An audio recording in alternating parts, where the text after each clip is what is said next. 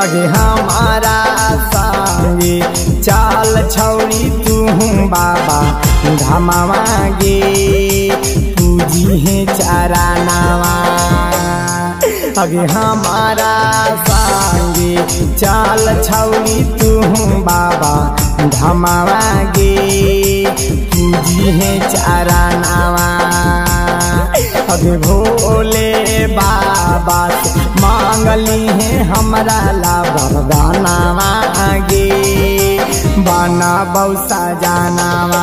चाल छौरी संगे बाबा धामावा गे पूजी है चारानावा।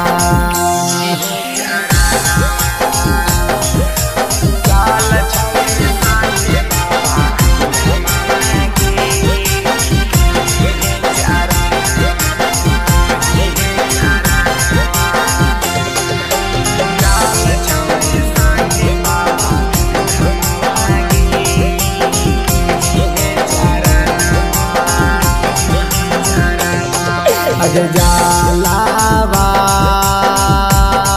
सुल्तानगंज से उठाई अगे पैदा दोनों साथ जाइबे। आगे सुइया पहाड़ चढ़ी जाइबे। अगे केतनो परत हमनी के पैरावा में छलवा गे पूजबै चारानावा।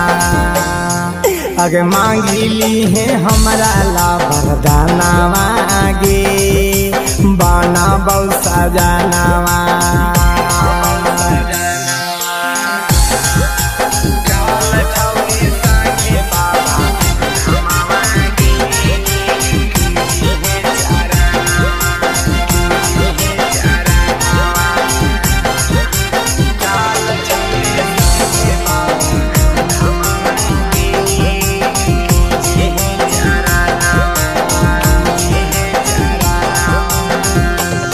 अगे भाइया